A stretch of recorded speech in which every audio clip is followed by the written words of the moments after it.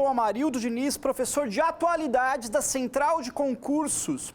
Nossa aula vai ser sobre política brasileira e também geopolítica, questões internacionais. No módulo 1, política brasileira com destaque para o governo de Jair Bolsonaro. O presidente Jair Bolsonaro é classificado como de extrema-direita. Ele é caracterizado pela liderança do seu partido PSL, que é o Partido Social Liberal. O Partido Social Liberal tem a maior bancada no Congresso Nacional, visto que o presidente Bolsonaro teve uma excelente votação no primeiro turno das eleições presidenciais de 2018 e conseguiu fazer um grande número de deputados. O governo do presidente Jair Bolsonaro, no primeiro semestre de 2019, é caracterizado por uma crise política acompanhada de uma crise econômica. A crise política no governo Bolsonaro resulta de um conflito, uma divergência entre dois grupos. O primeiro grupo, dentro do governo, é caracterizado pela ultradireita, é um grupo mais ideológico. Ele é composto pelos filhos do presidente, Carlos, Eduardo e Flávio Bolsonaro, e também pela influência de um intelectual que mora fora do Brasil, Olavo de Carvalho. Esse grupo mais ideológico de ultradireita se opõe a um grupo de direita mais moderada, neoliberal e também composto por parte dos militares, que são mais racionais, mais pragmáticos. Portanto, o problema é um confronto interno entre uma ala mais ideológica, mais radical e uma ala mais pragmática dentro do governo. Entre os mais pragmáticos está o vice-presidente, o general Hamilton Mourão. Agora vamos a alguns representantes dessa ala mais radical.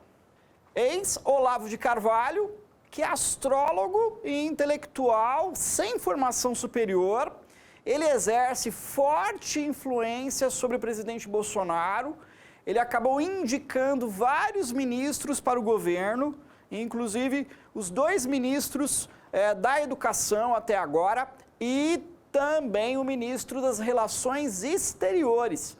Ele vive na Virgínia, interior dos Estados Unidos, e ele defende um alinhamento mais estreito do Brasil com os Estados Unidos de Donald Trump.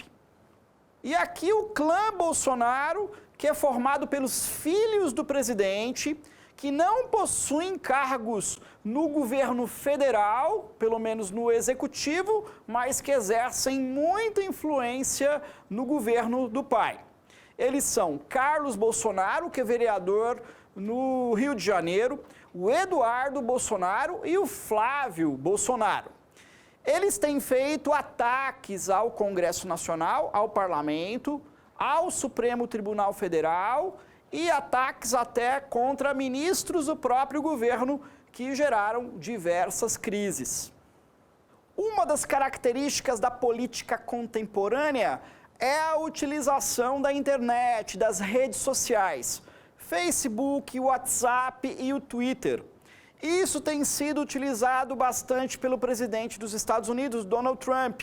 E aqui no Brasil, o presidente Bolsonaro também utiliza bastante o Twitter. E seus filhos também, o que de vez em quando tem causado um pouquinho de confusão no governo. O presidente Bolsonaro é crítico da velha política. Para ele, a velha política é o presidencialismo de coalizão.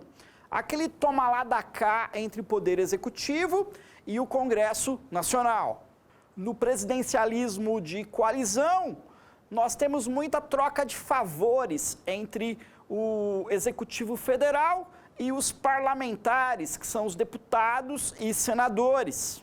A questão é que no Brasil, o presidente depende depende do Congresso Nacional para a aprovação de medidas importantes para o país, decretos, projetos de lei e assim por diante. Para ter maioria no Congresso Nacional, muitas vezes nós temos negociações entre o governo e parlamentares de vários partidos. Aí o presidente defende uma nova política, isto é, a superação do toma lá da cá. E o resultado é que no Congresso Nacional, só um partido apoia o governo do presidente Bolsonaro, o seu próprio partido, o PSL, o Partido Social Liberal. Os demais partidos gravitam em torno do PSL, eles, na verdade, apoiam algumas medidas e são críticos das demais medidas. O que acontece é que o governo não tem apoio prevalecente no Congresso Nacional. O fato do governo não conseguir uma base parlamentar coesa faz com que boa parte dos projetos enviados para o Congresso não sejam aprovados. Projetos de lei, decretos, eles são ou refutados ou alterados pelo Congresso Nacional. Um dos exemplos é a reforma na Previdência, né, que foi bastante modificada por deputados e senadores. Os cientistas políticos identificam também outro problema. Grande parte dos deputados, deputadas, senadores do PSL, o partido do presidente, eles foram eleitos devido à grande quantidade de votos que o presidente recebeu nas eleições de 2018. Eles foram na onda Bolsonaro. Muitos deles são despreparados, alguns não têm experiência política nenhuma. E a inexperiência e o despreparo atrapalham o governo. Eis alguns exemplos de parlamentares do PSL que apoiam o governo. Nós temos como líder do governo, né, no Congresso Nacional, a deputada Joyce Hasselmann. E também atuante no Congresso Nacional, o deputado Alexandre Frota, um ex-ator pornográfico que acabou se transformando em liderança de extrema-direita, agora se transfigurando para uma direita mais moderada e que também, né, tem um desempenho a favor do governo. Observam-se conflitos entre o Poder Executivo e o Congresso Nacional. Na foto nós temos o presidente da Câmara dos Deputados, Rodrigo Maia, do DEM, que é o Democratas, um partido de direita neoliberal, e Davi Alcolumbre, que é o presidente do Senado.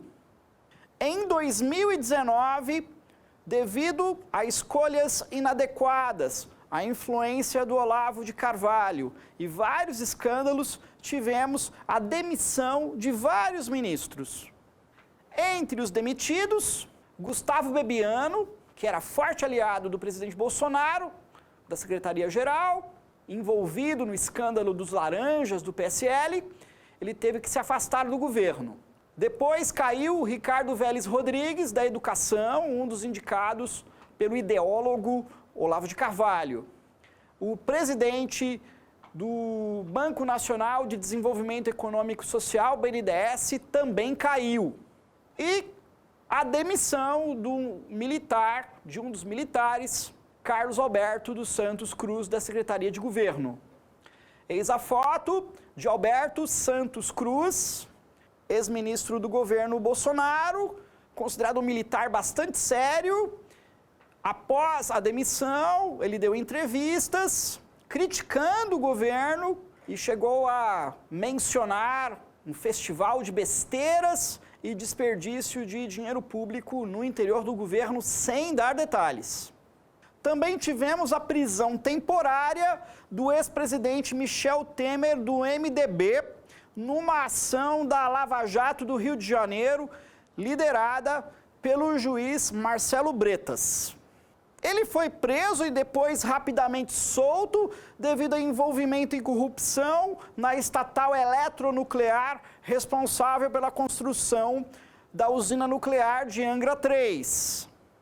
Todavia, como a operação não teve cuidados judiciais, na verdade foi um tanto midiática e não durou muito tempo, o presidente Temer foi liberto. O ex-juiz Sérgio Moro, que apresenta grande popularidade, principalmente nos setores de ultradireita, direita e centro-direita no país, foi escolhido como ministro da Justiça e Segurança Pública do governo Bolsonaro. Lembrando que no governo Bolsonaro teríamos dois alicerces importantes: Sérgio Moro na Justiça e Paulo Guedes na Economia. Uma das principais medidas do ministro Sérgio Moro foi o envio para o Congresso Nacional de um pacote anticrime. Agora o caso Vaza Jato.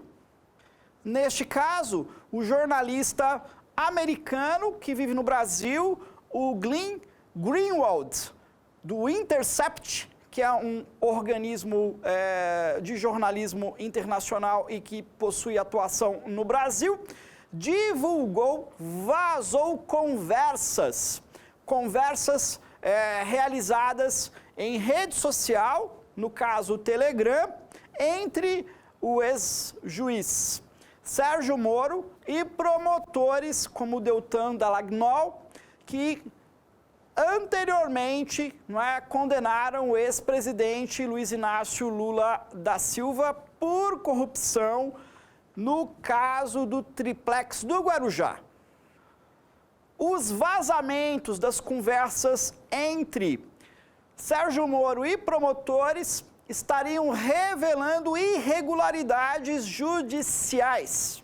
Irregularidades judiciais durante a Operação Lava Jato, que prendeu políticos, prendeu empresários e o ex-presidente Lula. Os críticos da Lava Jato afirmam que o juiz conduziu a acusação, ele não fez apenas o julgamento, e teria cometido irregularidades judiciais e também condenações sem provas consistentes. Tirando Lula do caminho, se facilitou a eleição de Jair Bolsonaro e, em troca, Sérgio Moro tornou-se ministro da Justiça e Segurança Pública. Já o juiz Sérgio Moro, os promotores e o governo afirmam que os vazamentos são uma ação criminosa de grupos políticos, que houve hackeamento ilegal, das mensagens em redes sociais. Outra crítica de Sérgio Moro é que essas mensagens teriam sido adulteradas.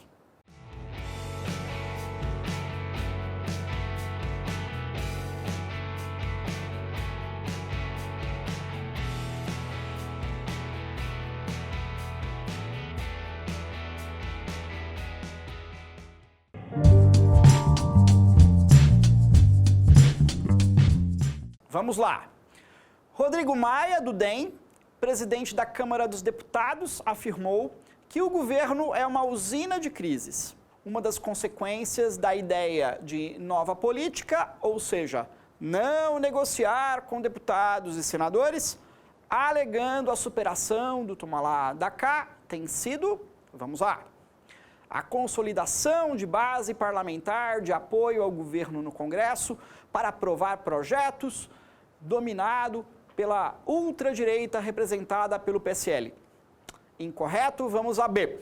A decisão de partidos políticos de direita e centro-direita neoliberais como o DEM, PSDB e Novo de apoiarem incondicionalmente o governo Bolsonaro. Errado, esses partidos não apoiam incondicionalmente o governo.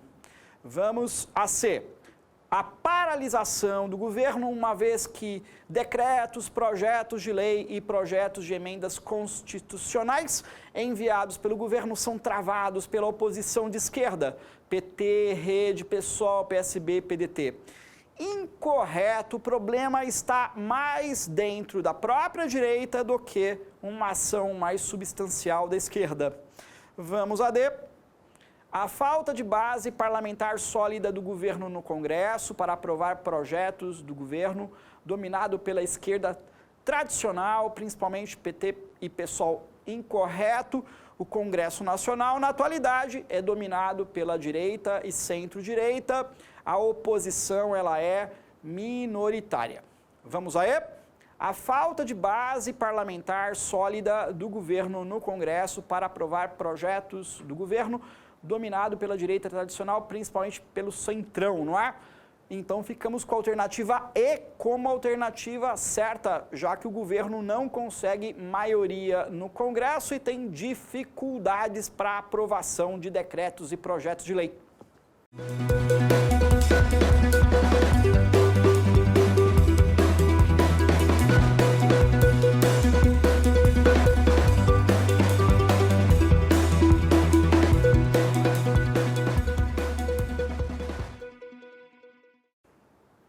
Agora, no módulo 2, a gente continua com o governo Bolsonaro.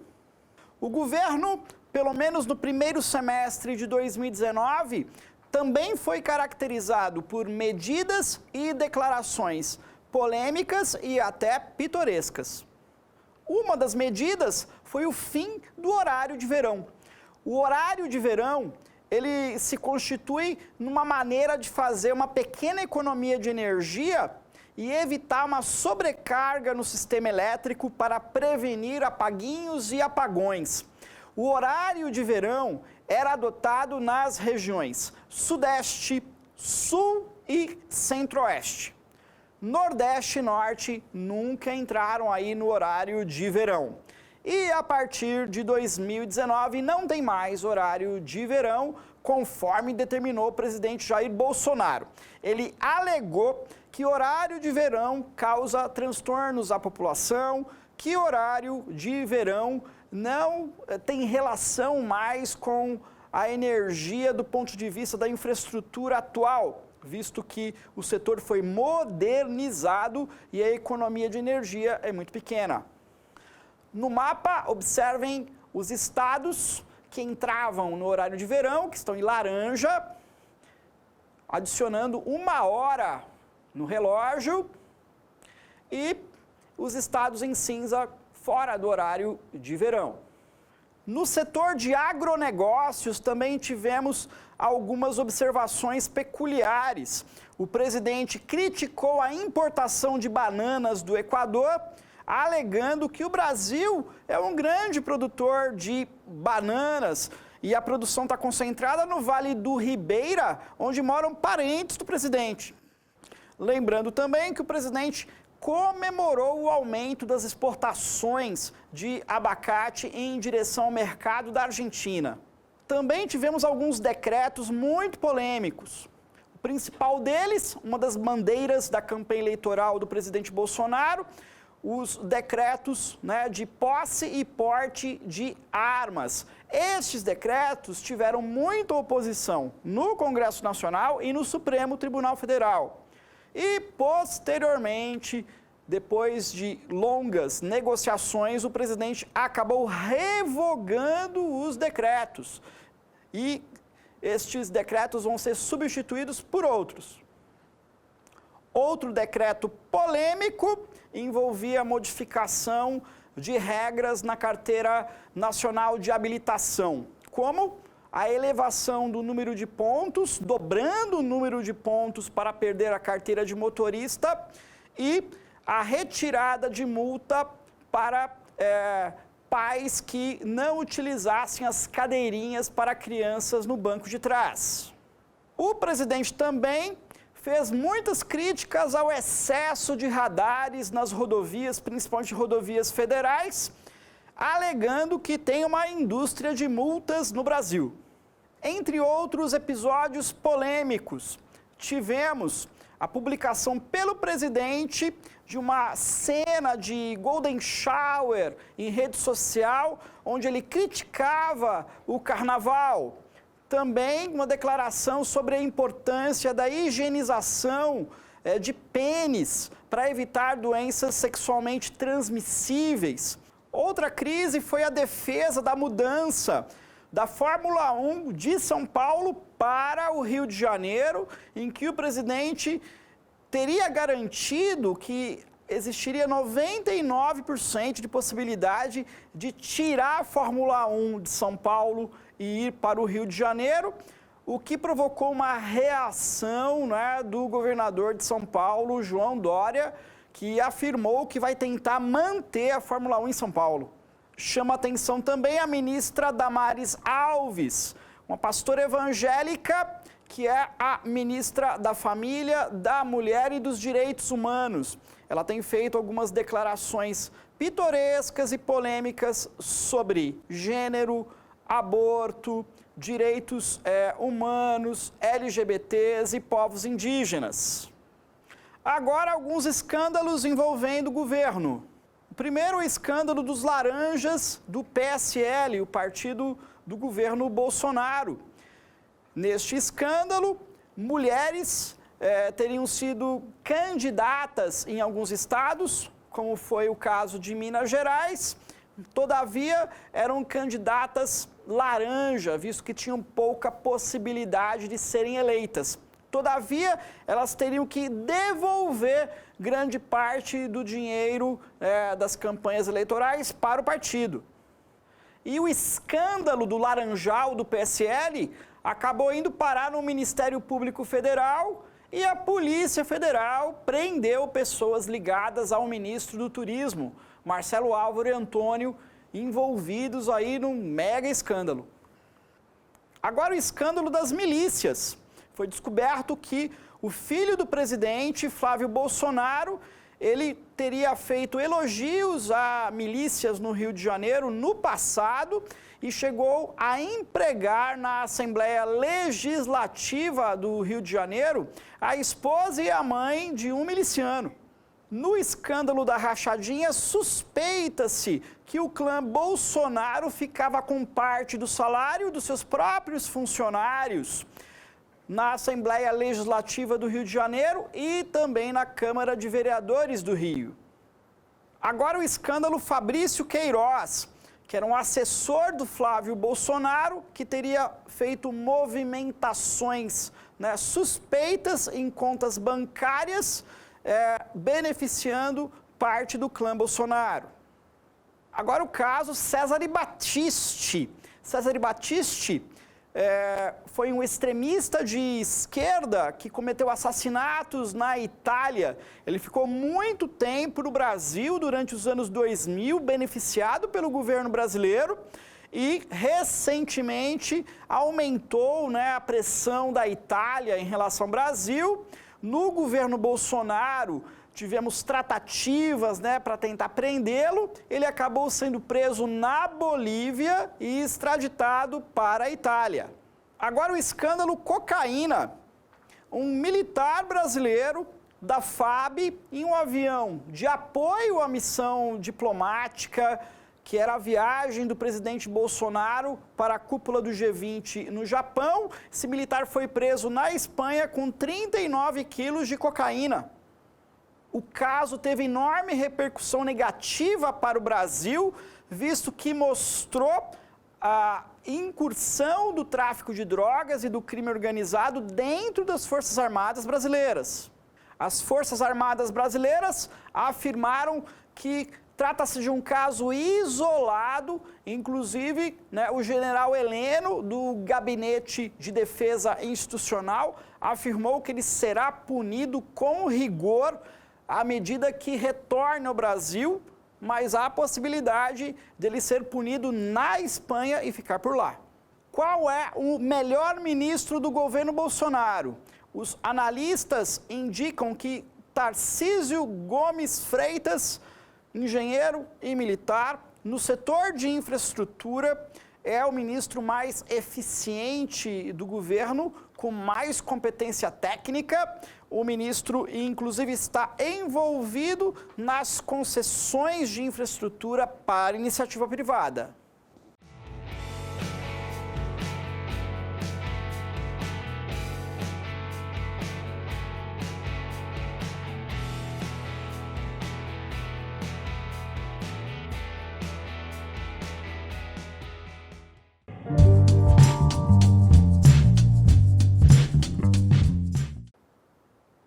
identifique o ministro ou a ministra que proferiu as seguintes frases. É o momento da igreja dizer à nação a que viemos. É o momento de a igreja governar. Menino veste azul e menina veste rosa, referindo-se à ideologia de gênero. Essa pasta não vai lidar com o tema aborto, vai lidar com a proteção de vida e não com a morte. Então vamos identificar aí o ministro ou ministra. A. Osmar Terra, incorreto, ele é o ministro da Cidadania, que cuida de questões sociais e também da Secretaria de Cultura, já que não existe mais Ministério da Cultura, nós temos uma Secretaria de Cultura. B. Paulo Guedes é o ministro da Economia. C.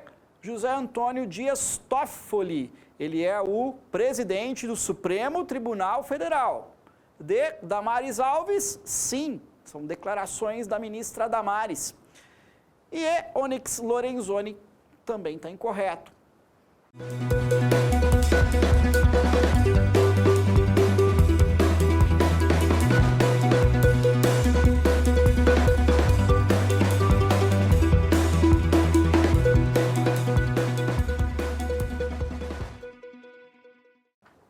Agora, no módulo 3, nós vamos nos concentrar em geopolítica do governo Bolsonaro e também do governo de Donald Trump. O ministro das Relações Exteriores do Brasil é Ernesto Araújo, um diplomata do Itamaraty, indicado por Olavo de Carvalho. O ministro Araújo fez algumas declarações exóticas, como marxismo cultural, globalismo, associou o nazismo a ideologias de esquerda, o que acabou causando bastante constrangimento. Ernesto Araújo defende o alinhamento do Brasil aos Estados Unidos. Uma das medidas foi a retirada da necessidade de visto para turistas provenientes dos Estados Unidos, Canadá, Austrália e sem reciprocidade. O argumento do governo é que, com esta medida, você atrai mais turistas para o Brasil. Araújo também fez críticas à China, aos BRICS, causando certo mal-estar no início do governo. Assim, a principal característica geopolítica do governo Bolsonaro é o alinhamento com os Estados Unidos governados por Donald Trump. O presidente Bolsonaro visitou Donald Trump em Washington. O presidente Trump fez promessas ao Brasil. Prometeu que o Brasil seria candidato a entrar na OTAN, Aliança Militar Ocidental, e também que apoiaria a entrada do Brasil na OCDE, que é a Organização para a Cooperação e Desenvolvimento Econômico. Todavia, para entrar na OCDE, o Brasil teria que desistir das suas vantagens comerciais na Organização Mundial do Comércio. Faz parte do alinhamento entre Brasil e Estados Unidos a concessão parcial da base aeroespacial de Alcântara, no Maranhão, para os Estados Unidos. A ideia é de cooperação científica, tecnológica e no setor aeroespacial entre Brasil e Estados Unidos para o lançamento de foguetes satélites. Na foto, o encontro do presidente Bolsonaro com o presidente Donald Trump, com Trump recebendo uma camiseta da seleção brasileira. O Brasil também apresenta uma aproximação diplomática com Israel, que é governado pelo primeiro-ministro Benjamin Netanyahu, do Likud. O primeiro-ministro Benjamin Netanyahu é bastante polêmico. Ele tem tido comportamento de extrema-direita e também está envolvido em casos de corrupção em Israel. Lembrando o seguinte, o presidente Trump, ele reconheceu Jerusalém como capital de Israel. E o presidente Bolsonaro também chegou a cogitar a possibilidade do Brasil também reconhecer Jerusalém como capital oficial de Israel. Todavia, acabou recuando e abriu um escritório comercial em Jerusalém. A aproximação entre o Brasil e Israel incomoda os países árabes.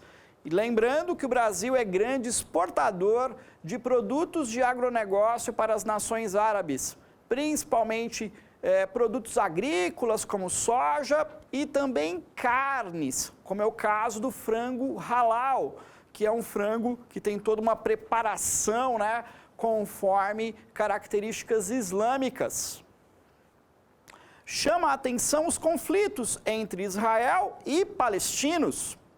Em 2019, Israel atacou, né, posições dos palestinos na faixa de Gaza, principalmente combatendo o grupo radical Hamas.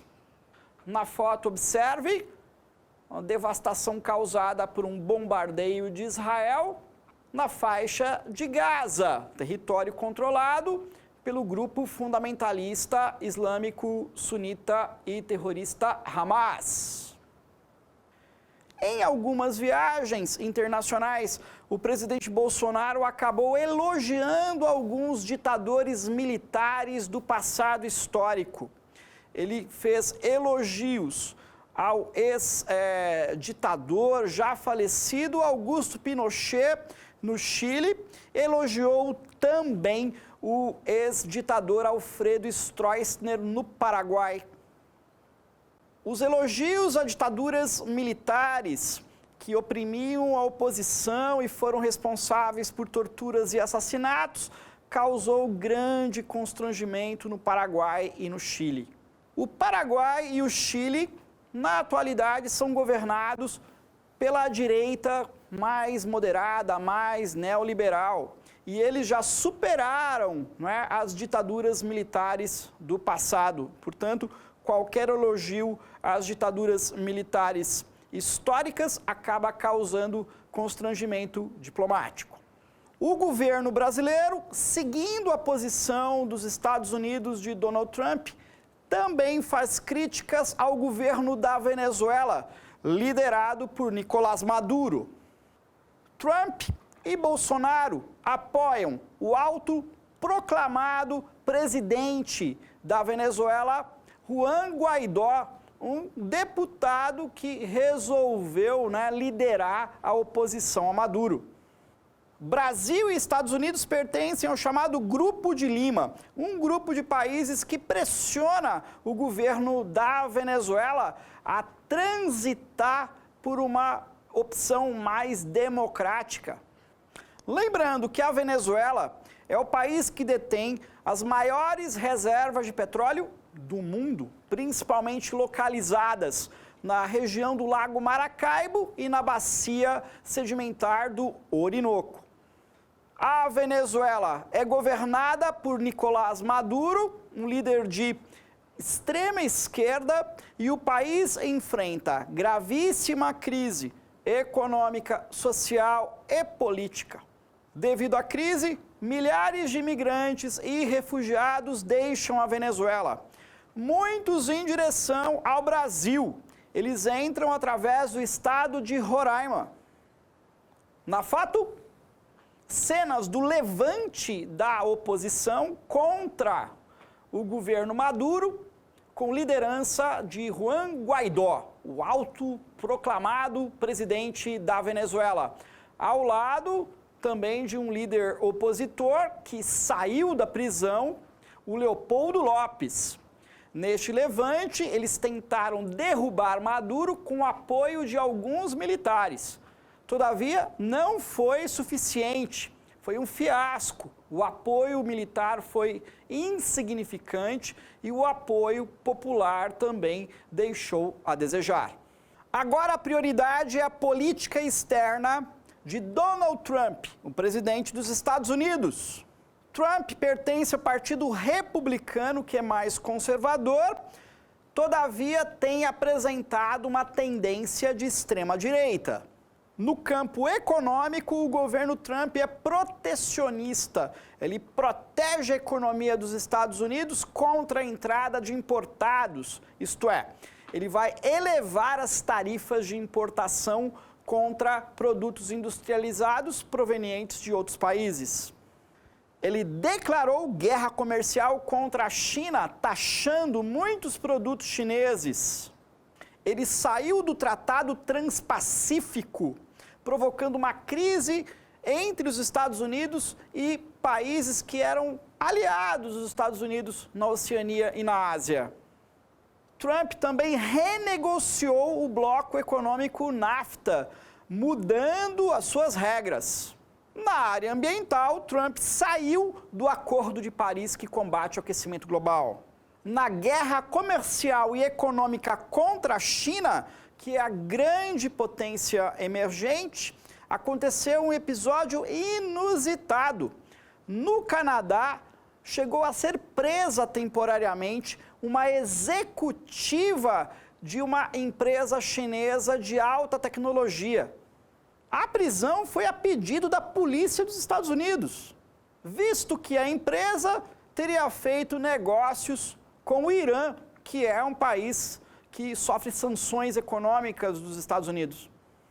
O que incomoda é que a China tornou-se potência econômica, industrial e tecnológica, avançando já na tecnologia 5G para telefonia celular. Trump está restringindo, a utilização de aplicativos de empresas americanas em aparelhos celulares chineses. Na foto, observe Meng Xuanzhu, a executiva da empresa chinesa transnacional Huawei, que foi presa temporariamente no Canadá a pedido da polícia americana. Aconteceu também a renegociação do NAFTA com o México e o Canadá, pressionados pelos Estados Unidos. O novo nome do bloco é USMCA, Acordo entre Estados Unidos, México e Canadá. Na política externa, lembrem-se que houve uma aproximação diplomática entre Donald Trump e o ditador da Coreia do Norte, Kim Jong-un. Eis na foto o encontro entre Donald Trump e Kim Jong-un em 2019. Foi a primeira vez em muitas décadas que um presidente americano entra no território da Coreia do Norte. Ele pisou no território da Coreia do Norte. Trump apresenta uma política de restrição à entrada de imigrantes, refugiados e muçulmanos. Trump tem uma proposta de construção de um muro na divisa com o México. Chegou a ameaçar o México de elevar as tarifas de importação para produtos mexicanos em cerca de 10% se o México não tomasse medidas de controle das suas fronteiras, principalmente para impedir o fluxo de latino-americanos, principalmente centro-americanos, em território dos Estados Unidos. O México, que é na atualidade governado por Andrés López Obrador, que é de centro-esquerda, acabou cedendo à pressão dos Estados Unidos. Em 2018 e 2019, chamou muita atenção a política de tolerância zero com relação a imigrantes e refugiados. Em um dos episódios mais constrangedores, tivemos o confinamento de crianças em locais semelhantes a jaulas em áreas de fronteira entre os Estados Unidos e o México. Observe na foto crianças que são filhas de imigrantes ilegais que entraram nos Estados Unidos, principalmente provenientes da Guatemala, Honduras e El Salvador. Elas foram separadas dos pais e alocadas em áreas similares a jaulas, o que causou indignação na opinião pública dos Estados Unidos e protestos da ONU. Aumentou a tensão geopolítica e militar entre os Estados Unidos e o Irã. os Estados Unidos saíram do acordo nuclear com o Irã. Lembrando que o Irã é uma potência regional no Oriente Médio, é um grande exportador de petróleo e gás natural, detém tecnologia nuclear, tem algumas usinas nucleares, trata-se de um país populoso, com um grande mercado consumidor e tem forças armadas muito poderosas. Em 2019, aconteceu um incidente em que embarcações do Japão e da Noruega foram atingidas, possivelmente por um torpedo ou por um míssil, e foram danificadas. Os Estados Unidos acusaram o Irã. O Irã afirmou que não tem nada a ver com os ataques aos navios do Japão e da Noruega. Em seguida, o Irã destrói um drone militar dos Estados Unidos que estava fazendo espionagem ali na região do Golfo Pérsico. E dizem que quase aconteceu uma intervenção dos Estados Unidos no Irã. Observe na foto o modelo de drone que foi derrubado pelos iranianos. O grande problema é que uma guerra no Oriente Médio, nessa região entre o Irã e a Arábia Saudita, a região ali do Golfo Pérsico, causaria uma crise econômica grave, visto que grande parte do petróleo consumido no mundo vem dessa região do Golfo Pérsico. Observe o mapa. Teme-se que, na hipótese de guerra entre Estados Unidos e Irã, o Irã realize a obstrução do chamado Estreito de Hormuz, que fica entre o Irã e o território do Omã. O Estreito de Hormuz é muito importante porque ele liga o Golfo Pérsico, onde nós temos grandes países exportadores de petróleo, e o Oceano Índico. Grande parte dos petroleiros que saem do Golfo Pérsico precisam transpor o Estreito de Hormuz. Também aconteceu a cúpula do G20 Grandes Economias em Osaka, no Japão. O G20 é formado por 19 grandes economias e pela União Europeia. O encontro foi marcado, pela conversação, pela negociação entre Estados Unidos e China para tentar amenizar a guerra comercial entre os dois países. A participação do Brasil na cúpula do G20 foi bastante polêmica devido a vários episódios. O primeiro, a prisão de um militar brasileiro na Espanha com 39 quilos de cocaína, o que causou um certo mal-estar para o governo brasileiro. Segundo, tivemos conflitos, divergências entre o Brasil e a França e a Alemanha, visto que os primeiros ministros Macron e Angela Merkel criticaram a política ambiental do governo brasileiro. Na cúpula do G20, o presidente Bolsonaro acabou desistindo de uma reunião importante com o presidente da China, Xi Jinping, porque o presidente chinês teria se atrasado 20 minutos. E também tivemos o episódio das joias de nióbio compradas pelo presidente, e ele fez uma live ressaltando a importância do nióbio como recurso mineral importante, para o Brasil. O ponto positivo é que durante a cúpula do G20 foi anunciado o acordo comercial entre o Mercosul e a União Europeia, na qual o Brasil poderá faturar com exportações principalmente de produtos de agronegócio em direção à Europa. O Fórum Econômico de Davos, na Suíça, também teve a participação do presidente brasileiro Jair Bolsonaro e também do superministro da Economia, Paulo Guedes, para tentar atrair investimentos para o Brasil. Lembrem-se que tem aparecido nos meios de comunicação o conceito de guerra híbrida.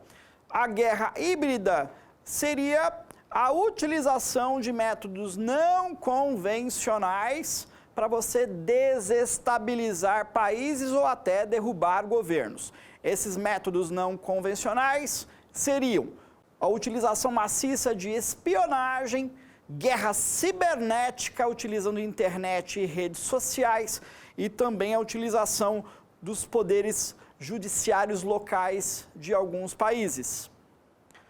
Os países que seriam líderes em guerra híbrida, que têm capacidade tecnológica para fazer de guerra híbrida, são os Estados Unidos, a Rússia, a China, a França e o Reino Unido. Nos últimos anos, os principais alvos de guerra híbrida foram a Ucrânia, o Equador, o Peru, o Brasil e as nações atingidas pelo fenômeno Primavera Árabe, a exemplo da Líbia e da Síria.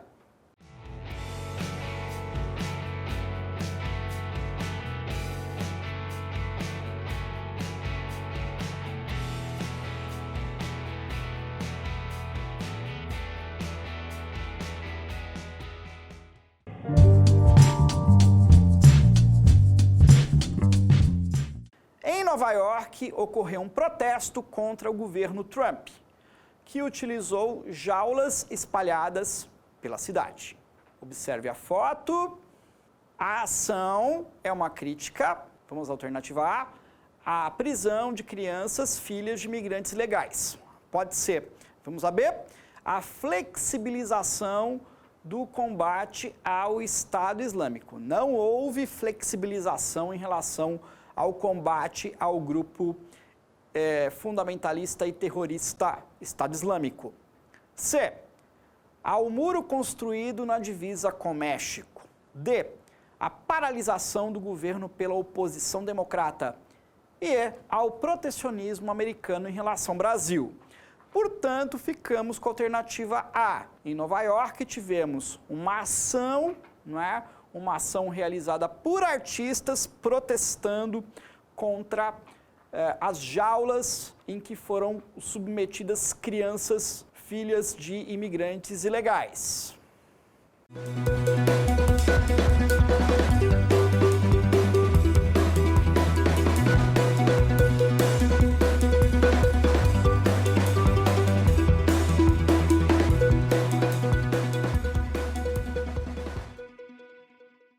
No módulo 4, vamos para a geopolítica recente, com acontecimentos importantes em vários continentes: Ásia, Oceania, África e Europa. Na Nova Zelândia, país localizado na Oceania, aconteceu um gravíssimo atentado terrorista, que foi cometido por Brenton Tarrant, um terrorista supremacista branco de extrema direita e que se auto-intitula fundamentalista cristão. Ele atacou uma mesquita islâmica, vitimando muitas pessoas. A primeira-ministra da Nova Zelândia, Jacinda Ardern, se solidarizou com a comunidade muçulmana na Nova Zelândia. Infelizmente, mais terrorismo. No Sri Lanka, país do sul da Ásia, tivemos atentados terroristas contra igrejas católicas, com muitas vítimas, muitas mortes. Os atentados foram cometidos por um grupo extremista islâmico. O Sri Lanka é um país de maioria budista. Na região norte do país, durante muito tempo, teve um movimento separatista da minoria tamil, que é hindu. Porém, nós temos uma minoria de católicos no país que agora torna-se alvo de atentado de terroristas muçulmanos. Na Índia, a maior democracia do mundo em número de eleitores, venceu as eleições o Partido do Povo Indiano, que é um partido de direita, neoliberal e nacionalista. Portanto, o primeiro-ministro Narendra Modi continua no poder no território indiano. Em 2019, foi anunciado que o Paquistão, país vizinho à Índia, ultrapassou o Brasil em população absoluta. O Paquistão agora tem cerca de 217 milhões de habitantes, passando o Brasil. Portanto, o Paquistão é o 5º país mais populoso do mundo e o Brasil perdeu posição, agora fica na 6ª posição com cerca de 210 milhões de habitantes. Na Ucrânia, surpresa, um comediante de televisão sem nenhuma experiência política foi eleito presidente. Observe a festa da eleição do presidente Volodymyr Zelensky, um comediante popular na Ucrânia. A Ucrânia é um país que nos últimos anos atravessou grave crise, inclusive com a anexação do território ucraniano da Crimeia pela Rússia. Agora um pulinho na América do Sul, na Argentina, grave crise econômica, com inflação alta, aumento da pobreza, desemprego alto e dependência em relação à ajuda financeira do FMI. Em protesto contra o governo de Maurício Macri na Argentina, tivemos uma greve geral que paralisou o país. Também tivemos um episódio de apagão em que o país ficou por horas sem energia elétrica, afetando também o território do Uruguai. O presidente Bolsonaro também visitou a Argentina e, durante as conversações, apareceu a ideia de uma moeda única para o Mercosul, que foi bastante criticada por vários economistas. Devido à crise econômica e social na Argentina, cresce a possibilidade da oposição ganhar as eleições presidenciais em 2019. O candidato de oposição, que é de centro-esquerda, é Alberto Fernandes. E a vice vai ser Cristina Kirchner, ex-presidente da Argentina. Agora vamos em direção à África, ao Sudão. O Sudão tem por capital Khartoum, é um país de maioria muçulmana, exportador de petróleo, principalmente para a China, portanto é um país que tem importância estratégica no continente africano. O país, nos últimos anos, vive certa crise, visto que teve um conflito étnico na região de Darfur. Trata-se de um governo instável e autoritário. Em 2011, o Sudão do Sul separou-se do Sudão. O Sudão do Sul tornou-se um país independente, ele tem maioria cristã e animista. Em 2019, um golpe militar retira do poder o ditador Omar al-Bashir. Omar al-Bashir, o ex-ditador do Sudão, já foi condenado pelo Tribunal Penal Internacional em 2009 por desrespeito aos direitos humanos. Na foto, observe o ex-ditador agora, Omar al-Bashir, e na outra foto, os militares assumindo o poder, tomando as ruas da capital, Khartoum. A junta militar, que assumiu o poder no Sudão, prometeu que vai realizar eleições no prazo de 2 anos. Só que é o seguinte, a população não gostou e começou a se manifestar contra os militares. A reação dos militares foi fuzilar centenas de pessoas e jogar os corpos no Rio Nilo para os crocodilos. Na África, outro país com instabilidade política é a República Democrática do Congo. A partir da década de 2000, o Congo teve um conflito interno entre o governo e várias guerrilhas, inclusive a guerrilha M23, um conflito pelo controle das jazidas de recursos minerais no país e tivemos cerca de 6 milhões de mortos na República Democrática do Congo, que foi o maior conflito em número de mortos desde o final da Segunda Guerra Mundial. O país recebeu tropas de paz da ONU, aí os conflitos se reduziram um pouquinho. Todavia, em 2019, chama atenção o crescimento de uma epidemia de ebola em parte do país e também eleições presidenciais. Em 2019, nas eleições presidenciais, ganhou o candidato da oposição, Félix Tshisekedi. Ainda na África, uma militar brasileira exemplar, ganhou um prêmio da Organização das Nações Unidas por seu excelente trabalho na República Centro-Africana. Márcia Braga ganhou o prêmio de Igualdade de Gênero pelo trabalho realizado com mulheres no âmbito da missão de paz na República Centro-Africana. Também chamou atenção a prisão do ativista Julian Paul Assange, do site Wikileaks, que divulgava documentos secretos dos países que violavam direitos humanos. O Assange estava abrigado na Embaixada do Equador em Londres. Aconteceram conflitos com o Equador e o Reino Unido acabou prendendo o Assange e ele será deportado para os Estados Unidos.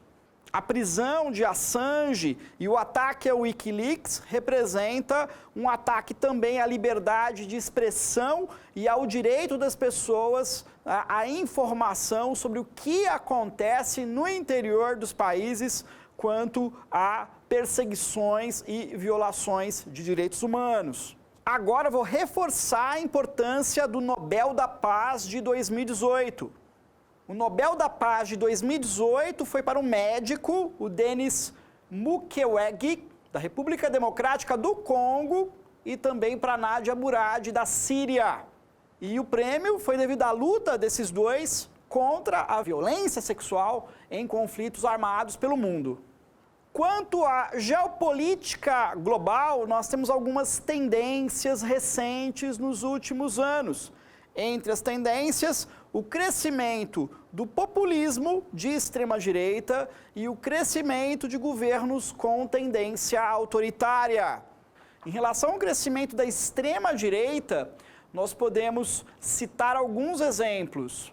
Estados Unidos com Donald Trump, Brasil com Jair Bolsonaro, a Hungria com Viktor Orbán, a Polônia com Andrzej Duda, as Filipinas com Rodrigo Duterte e a Itália com Giuseppe Conte.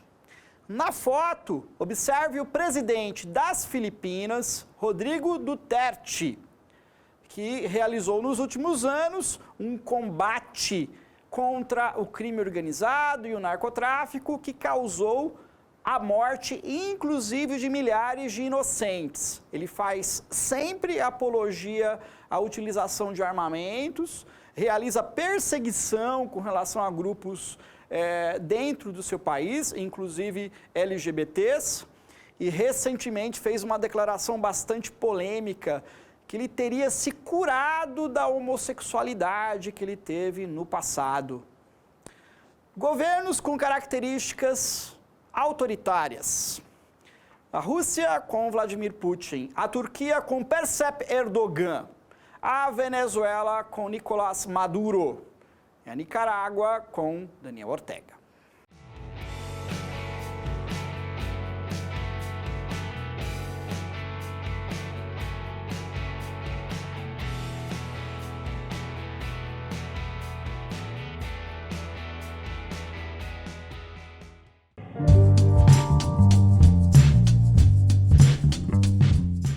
Uma militar brasileira, Márcia Andrade Braga, ganhou o importante prêmio da ONU por sua atuação em um país da África que atravessa crise política e conflitos entre muçulmanos e cristãos nos últimos anos.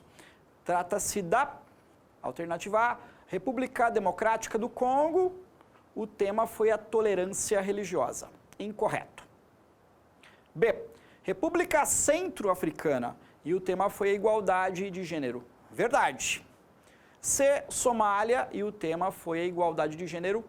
Vamos a D, Nigéria, e o tema foi o combate militar aos extremistas do grupo Boko Haram, que é um grupo fundamentalista islâmico e terrorista. Vamos a E, Etiópia, e o tema foi igualdade entre grupos étnicos. Portanto, ficamos com a B, a República Centro-Africana, país que sofreu recentemente a intervenção de tropas de paz da ONU devido a um conflito interno político e religioso entre muçulmanos e cristãos. E a militar brasileira teve um papel importante no apoio às mulheres em meio ao conflito.